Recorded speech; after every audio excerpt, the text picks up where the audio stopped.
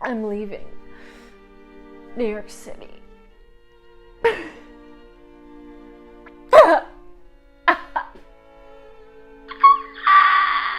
For 3 weeks. Let me be dramatic for a minute. Sorry, I had to do it. Yeah, I'm going to Japan for 3 weeks, and I'm just enjoying my last little bits of summer in New York City, as one does, as one should. Pro tip, enjoy the summer in New York City, because you can and you should. So I've been doing some of the most necessary things in New York City as I'm wrapping up my summer, going to IKEA.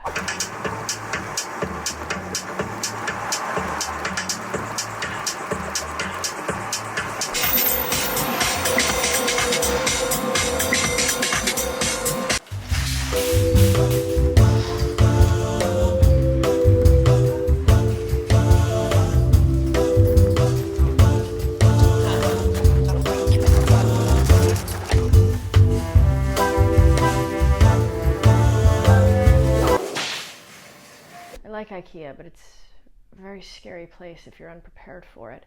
I've been also going to my favorite bookstore of all time, The Big Reuse, my favorite place maybe in New York City, in Red Hook. I've talked about this before, and I've been there quite a bit on the channel, but I had to go there, make sure that its heart was still beating and that it was wildly successful, which it still is.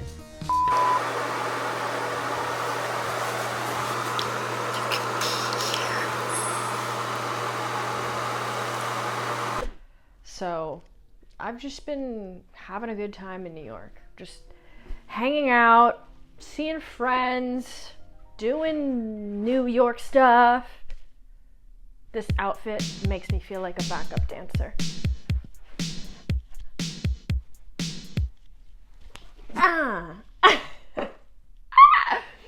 I've also been reading, and I figure that if I'm going to be reading something, it should be something that's adjacent to New York City, something that feels right to have as a New York City read, kind of New York City read. This is much more of Long Island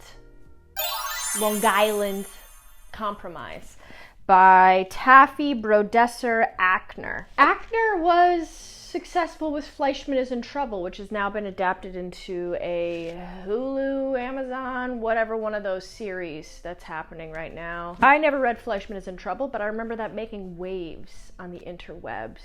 And I heard it was funny, so I figured this book would be something that would be funny and that I would enjoy. And so far, you know what? Critics were right. Critics were right. I am enjoying myself with this book. This follows the Fletcher family. Is incredibly wealthy, very much the upper class, and they were shaken by controversy when the father of the family, Carl Fletcher, was kidnapped in the 80s. I'm only about 100 pages in, but so far it seems to be exploring the generational ramifications from that. There's 3 children, 3 offspring of Carl Fletcher and Ruth Fletcher, who is the mother. You have Beamer, you have Nathan, and then you have Jenny. And so far I'm looking into Beamer's story. He's more of the outcast, the black sheep, the one who's just messing it all up. And I'm quite enjoying that story because I love a little up. You know?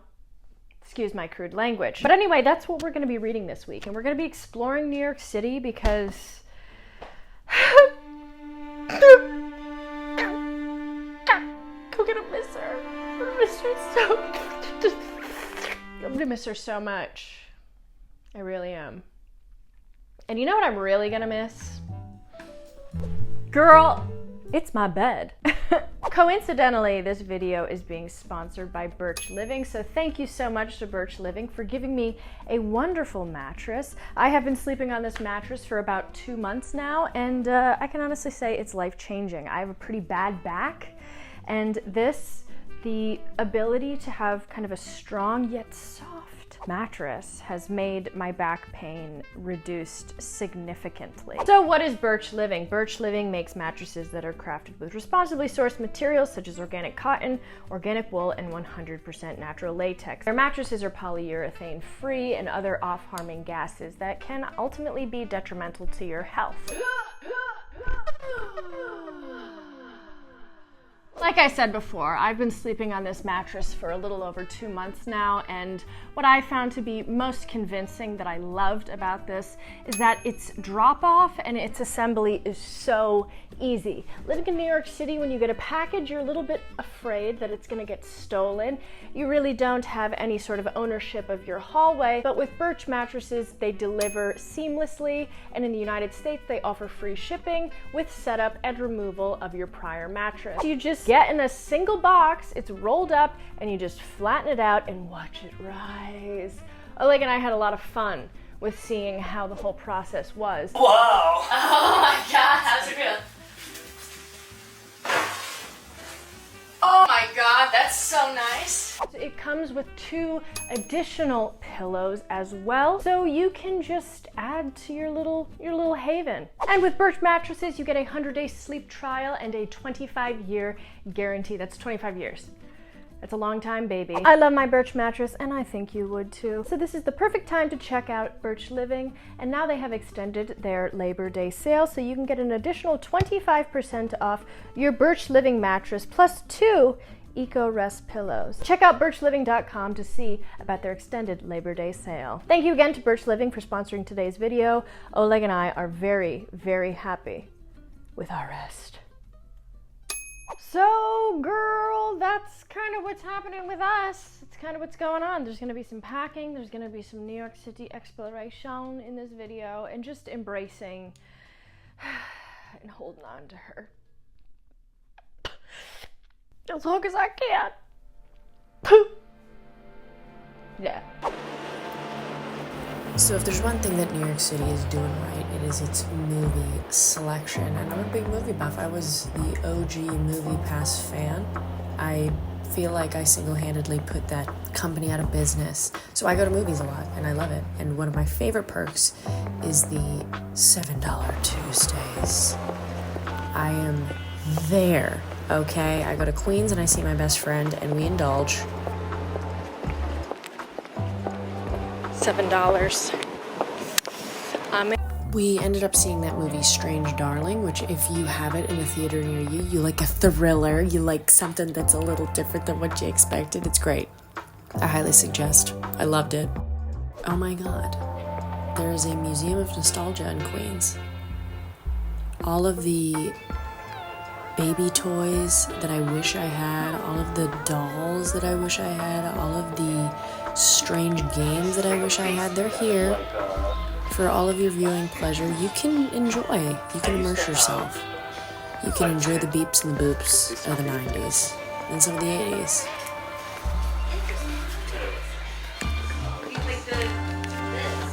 How much is that? 1982 Angel Face. Not so much. It's only $12.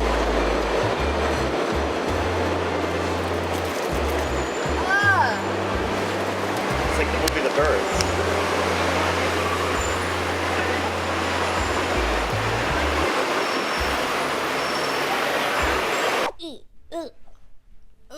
Ooh.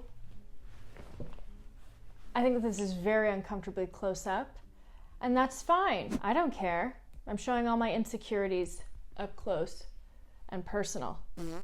I want you to be able to see the books better. That's all that matters, right? I have a couple of books that were sent to me. I have a couple of books that I got at a thrift store. And I just want to talk about some books because I like having a section of my videos have a mail time. All right, let's talk about a book that I'm really, really excited to read. This is Fionn Velman hard copy. This was sent to me by Bloomsbury Books. A customer service assistant spends her long work days printing letters. Her one friend is the printer, and in the dark confines of her office, she begins to open up to him, talking about her fears, her past, her hopes, and dreams. This is about the story of a girl meets printer.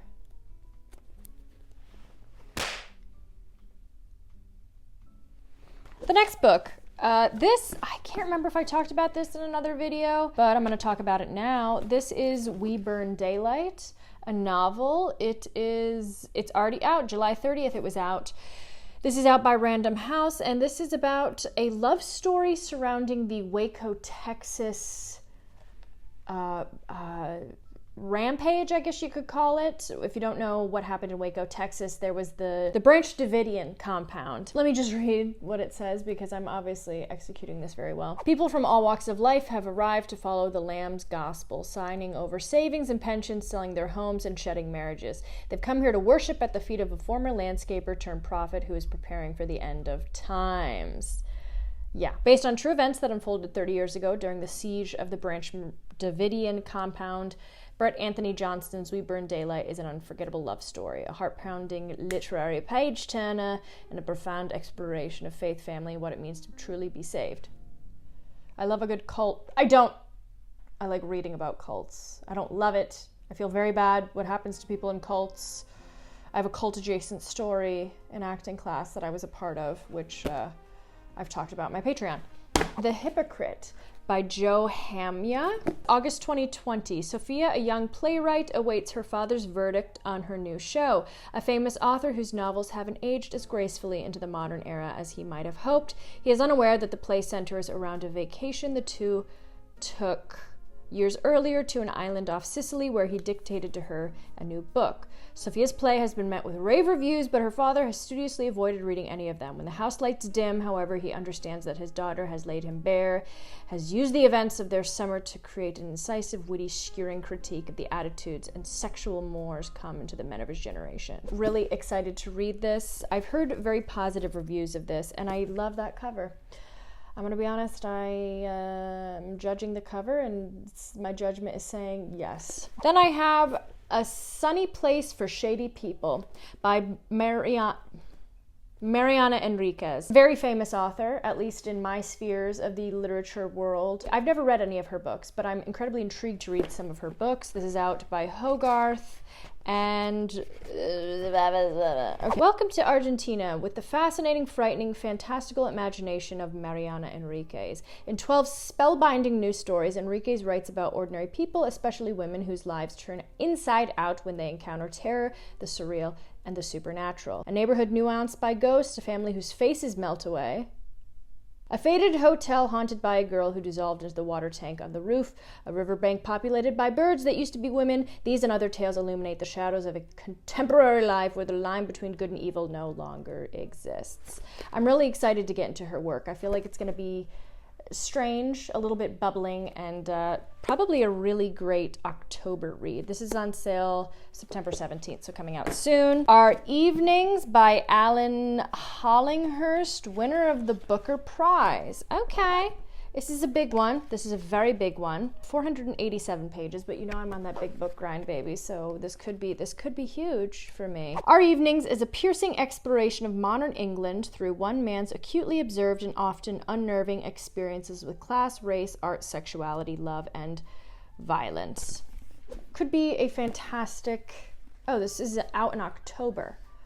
I feel like that's perfect timing for this book. And then I have two books that I picked up on my own. One of them being something that I really think I manifested. This is A Long Way Gone, Memories of a Boy Soldier. I've talked about how I wanted to read this book for a little while. It was in a Goodwill that I usually go to, and it was $1.99. This is a boy's recounting of the Sierra Leone Civil War. There has been some conversation about the truthfulness of this story, but I want to read this for myself and make my own decisions about that. So that... And then we have Bright Lights, Big City by Jay McInerney. Sorry. This is just like a 80s New York City vibe. I bought this because I saw Bret Easton Ellis talking about this book, and it was 99 cents where I bought it, but it says somebody bought it from the Strand for $11.95 in 2009. Oh my gosh. I bought it for 99 cents. And I've been wanting to read this for a little while, so I'm happy to check it off my box. That was a lot of talking, and I apologize, but hopefully you enjoyed this mail time. And I still have to get another book for Japan. No, unfortunately, we kind of got to pump the brakes. I had a little bit of drama on the filming end of things. There's supposed to be a whole interlude of me talking about Long Island Compromise. I have audio proof of that. Let's talk about that book, babe. Let's talk about books, baby. Let's talk about your one. And unfortunately, as I was going through my camera, I deleted it. No, it's cold.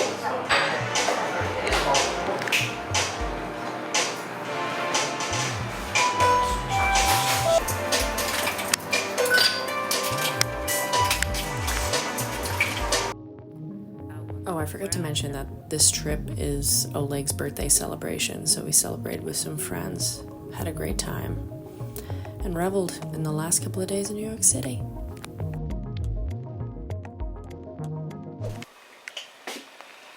There we go. I didn't show the packing process, but baby, you know it was hefty. You know that it was hefty. That's my bag. Weirdly the lightest, the smallest. My carry-on also the smallest, and somehow we have Oleg stuff, which is very confusing why that's so large.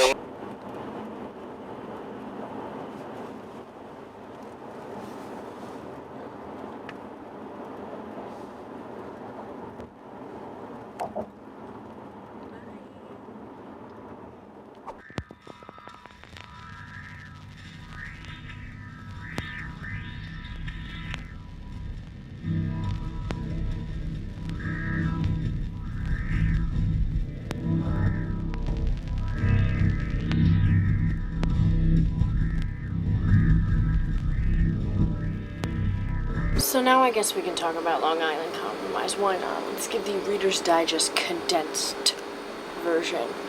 Long Island Compromise I thought was actually pretty great. I give it like a 7 out of 10, a solid 7 out of 10. You're dealing with the most heinous of characters. You're dealing with people that absolutely see no consequences for any of their actions.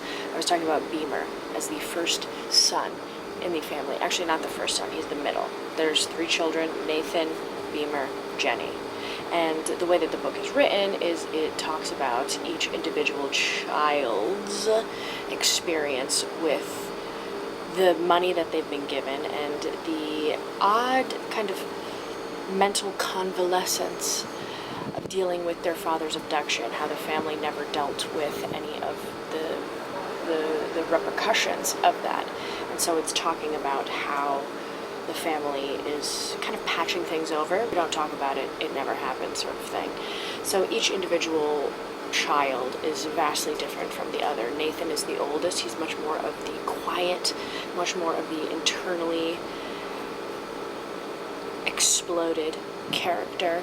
Beamer is much more of the destructive one, and Jenny was kind of the hope for the family, the one who seemingly had everything together, but as she's gotten older and as she has basically found no meaning in life, she sees herself at 37 with nothing to show for it, though she had the most promise in the beginning of her life.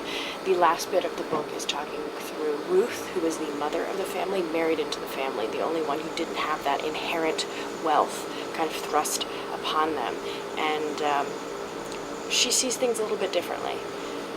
And the ending is great. I thought it was a great ending. Again, it was a book that showed you that you can finish a story, that you can make decisions for your characters, and it just shows you when you got money like that, you'll probably always have money like that.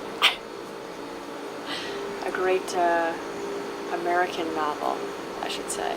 But I knew I was going to like that book. I love a family saga, and I love that people are still writing these big books with family sagas. I think sometimes it's not in fashion to write books of that length and with that many interchangeable character plot lines, but I think when it's done well, it's really done well.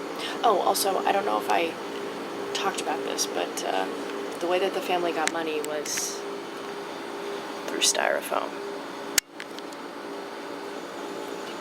Don't we love it? Don't we love it? Anyway, I'm in Tokyo, and it's perfect. Let me show you.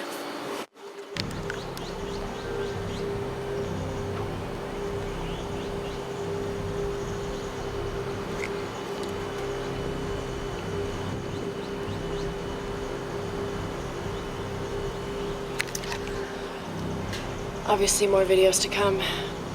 You guys are wonderful. You're fabulous. Thank you so much for being here.